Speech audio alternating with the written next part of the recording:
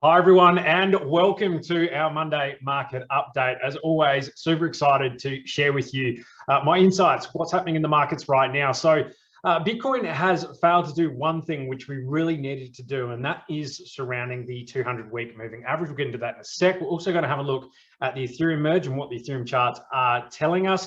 And we're also going to have a quick check at the total market cap of cryptocurrencies, because I think it's fairly illuminating, provides some perspective, allows you to zoom out a little bit and just see where we are overall. So let's crack straight in. I want to actually start, before we get into Bitcoin, just give you a real quick overview of the US dollar. So the US dollar is providing tremendous headwinds into Bitcoin. So it's creating a lot of sell pressure in Bitcoin. Bitcoin charts are denominated in US dollars, so BTC USD. If the US dollar is surging, so going higher, of course, if Bitcoin has to maybe meet those sell volumes, Bitcoin has to see significant buy volumes coming in to continue with the trend with US dollars. If it doesn't, and US dollars is going up, Bitcoin will, of course, go down. So the denominator is going up, or Bitcoin's either standing still or going down. That is how it works. But overall, as long as the Federal Reserve in the US is tightening monetary policy, so raising interest rates, the dollar will get scarcer. The dollar is tightening, so price will go up. Demand is only going up for the dollar worldwide. So do see a pullback in the dollar coming in the not too distant future. Just multiple metrics are showing it is very, very overheated. It's actually broken up from a rising wedge, which is normally a bearish formation.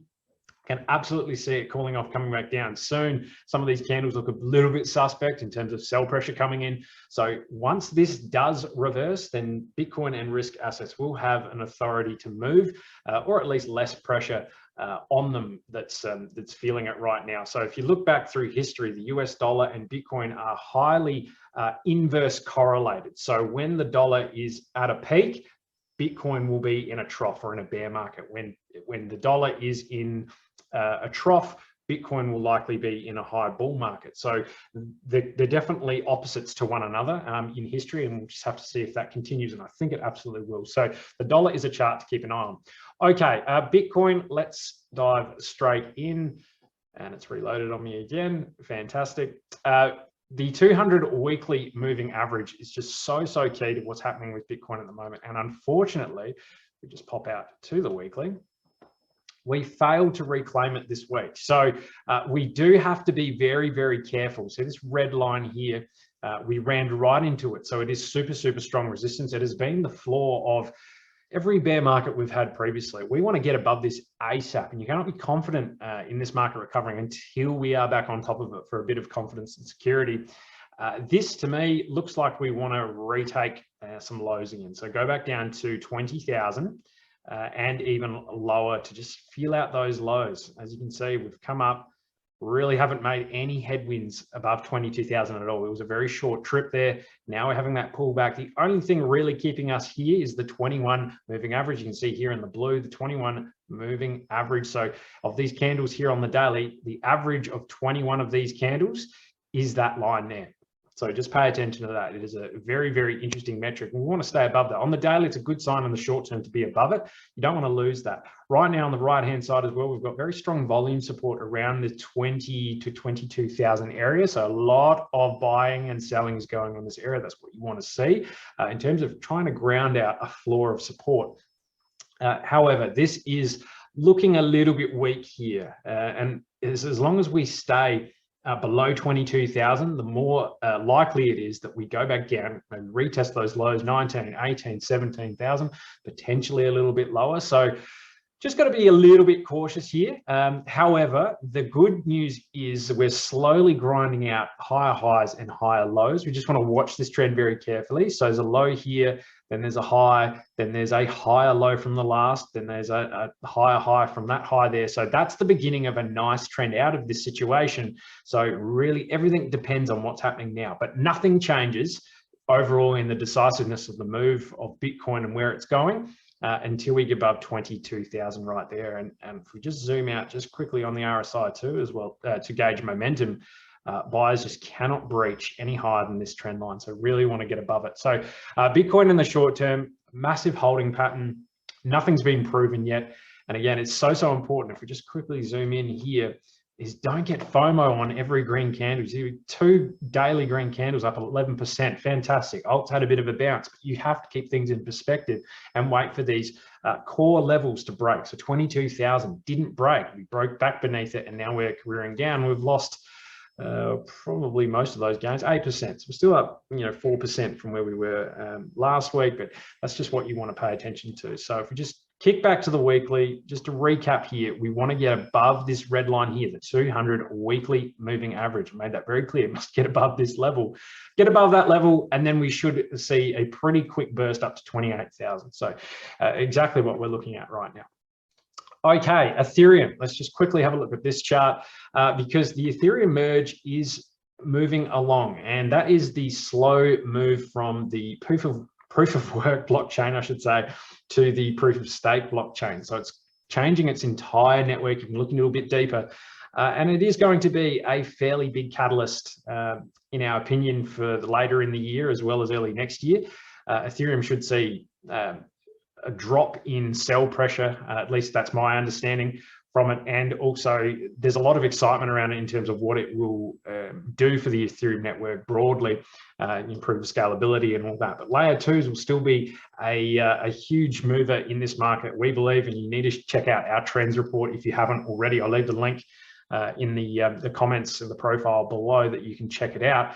But we look at those trends, including layer 2s, which are built on top of Ethereum. So once Ethereum makes this move, there should be some positive price action. It will be a bullish catalyst for the space.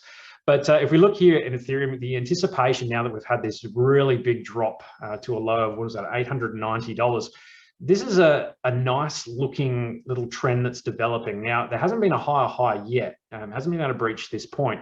However, this is beginning to look okay. So the higher lows are there, and we're slowly getting above some moving average. So 21 moving average there, nice little cushion that we're starting to find. You can see this very clear trend above volume support as well. RSI building, get above the 50 and this crucial support at 1360. There could definitely be a little bit of a move here into the merge, which is coming over the next few months. I believe September to December is about right for when this is beginning to take place. It will be a slow, gradual process. I mean, if you've been waiting for Ethereum 2.0, you've been waiting for many, many years. But this is slowly coming and slowly happening. So there will be a bit of a buy the rumor, sell the news. So expect Ethereum to maybe outperform in the short term, even if Bitcoin's just stuck a bit sideways. But this here beginning to look promising. But don't expect miracles. We want to really wait for these confirmation areas. So the 1300 for one, and then the 50 moving average on the daily. And if we maybe just kick out to the weekly, maybe see if it's telling us anything.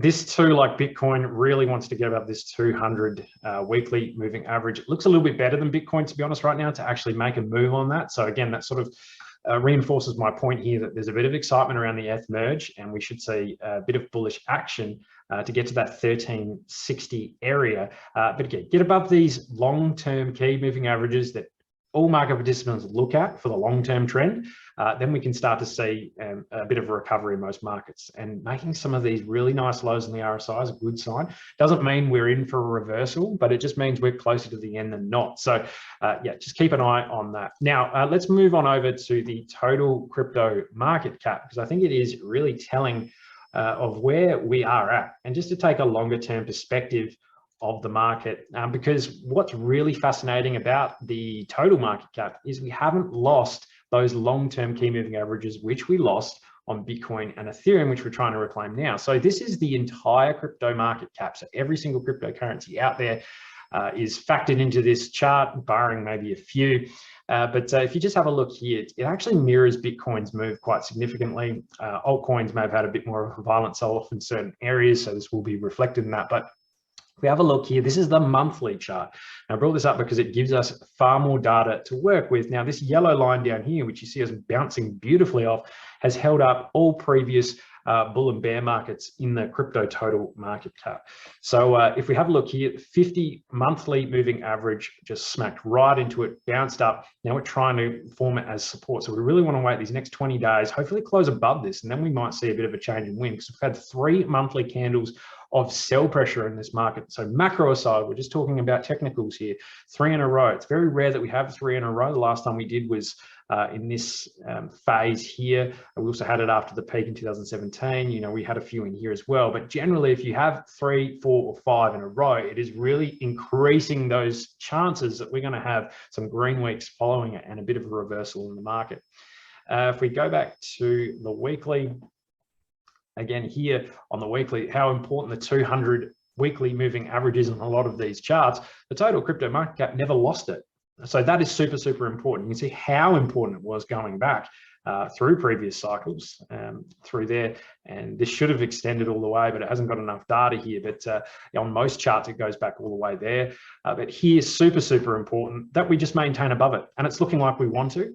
Held up by volume support on the right-hand side. However, if you look at this and this breaks, then it's a pretty sharp drop all the way down to about 360 billion. I don't think we get there. But again, this market is a little bit different to what it has been previously, being in a fairly bearish macro environment. So just there on top of that 200, positive signs overall. Again, zoom out, have a look where we're at. In previous cycles, we've always come back after we've heavily overextended in terms of a lot of capital coming into the space, a lot of overvaluations, a lot of extremes in prices. We have always reverted back to the 200 weekly moving average on the crypto total market cap. And what have we done here? We've done it there again. So that's something to really pay attention to for the longer term. There has to be a recovery here at some point. So just keep an eye on that. Realize where we are in the overall cycle in terms of extremes. And I think we are in the low extreme now. We can absolutely go lower in Bitcoin, Ethereum, total market cap, all that. Maybe not think in those terms. Think about how close we are towards the end, and when we're closer to one extreme, is this a good time? Is this a fair time of value for you if you're looking to get into this space for the next cycle up, for the next leg up? So tremendous value. And I say it ad nauseum, guys. You make the most money in crypto markets in bear markets. This is when you lay the seeds to pick the fruits in the bull market. If you're investing in a bull market, it's generally already too late, and a lot of the gains have already been made from people that positioned a year or so ago. So just keep that in mind. Yeah, I love these sessions, guys, and yeah, have a wonderful day. Also check out our trends report as well with the link in below. So yeah, bye.